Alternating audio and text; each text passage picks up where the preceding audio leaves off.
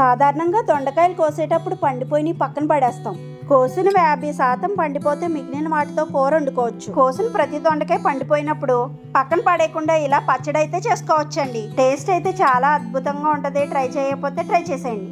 ముందుగా స్టవ్ మీద పెనం పెట్టేసి 2 స్పూన్లు ఆయిల్ వేసుకోవాలి. ఇందులోనే 1 స్పూన్ ధనియాలు, 1 స్పూన్ జీలకర్ర వేసి చిటపటలు ఆడే వరకు ఫ్రై చేసుకోవాలి. ఇలా కొద్దిగా ఫ్రై అయిన తర్వాత 4-5 పచ్చిమిర్చి, కట్ చేసి పెట్టుకున్న దొండకాయ ముక్కలు, కొద్దిగా ఉప్పు వేసి 1-2 సార్లు కలిపేసి 5-6 నిమిషాల పాటు మీడియం ఫ్లేమ్ లో మగ్గించుకోవాలి. ఇప్పుడు ఇందులోకి 10-12 వెల్లుల్లి రెమ్మలు, కొద్దిగా చింతపండు వేసి 2-3 సార్లు కలిపేసి వేరొక ప్లేట్ లోకి తీసేసుకోవాలి.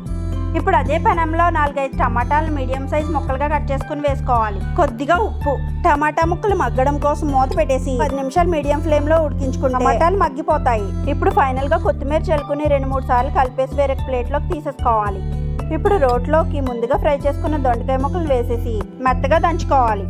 ఇలా కొద్దిగా నలిగిన తర్వాత వేపు పెట్టుకున్న టమాటాలను వేసేసి 5-6 నిమిషాల పాటు దంచితే దొండకాయ రోటి పచ్చడి అయితే రెడీ. ఫైనల్ గా ఉల్లిపాయలు వేసుకోవడం మాత్రం మర్చిపోకండి.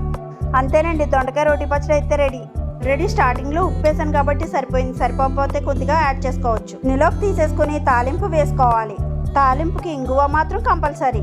అంతేనండి, మళ్ళీ వేరొక వీడియోతో మళ్ళీ కలుసుకుందాం. ఇంతవరకు మన ఛానల్ని ఫాలో చేసేయండి. Thank you for watching.